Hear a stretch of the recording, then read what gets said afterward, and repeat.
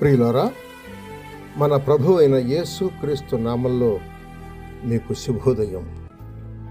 ఆయనను గూర్చి అనుదిన ఆత్మీయ ఆహారం, జనవరి 27 మంగళవారం.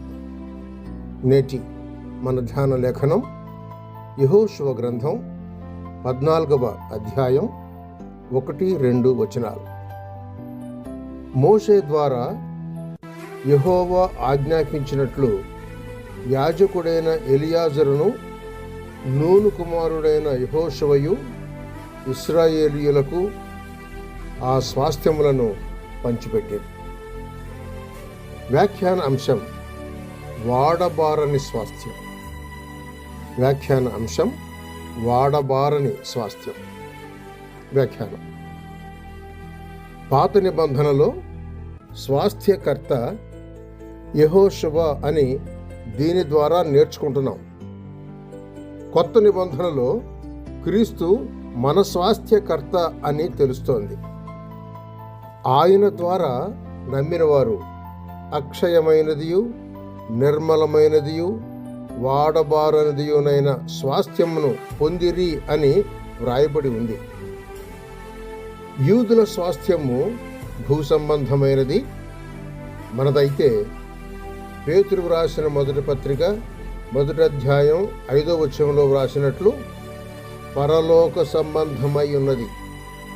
అయితే ఆ పరసంబంధమైన స్వాస్థ్యం దొరికే వరకు పరిశుద్ధాత్మ సంచకరువుగా ఇవ్వబడి ఉన్నాడు అని ఎఫెసీయులకు రాసిన పత్రిక 1వ అధ్యాయం 14వ వచనం ద్వారా తెలుసుకుంటున్నాం. మరొక అర్థం క్రింద చెబితే, నమ్మిన వారే క్రీస్తు స్వాస్థ్యం అని స్పష్టమవుతోంది. పరిశుద్ధులలో ఆయన స్వాస్థ్యము చాలా మహిమైశ్వర్యము గలది అని ఎఫెసీ పత్రిక 1వ అధ్యాయం 17, 18, 19 వచనాలు చెప్తున్నాయి. అలాగైతే మనం వారసులం అన్నమాట. అవును, క్రీస్తు తోడి వారసులం. అయితే శ్రమ లేకుండా దానిని పొందగలమా?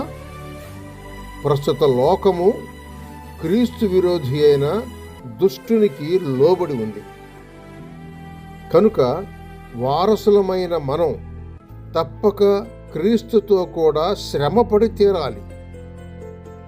అయినను రాబోవు మహిమ అధికమైనందుచేత ఆ శ్రమలు ఎన్న తగినవి కావు అని ఎరుగుచున్నాం.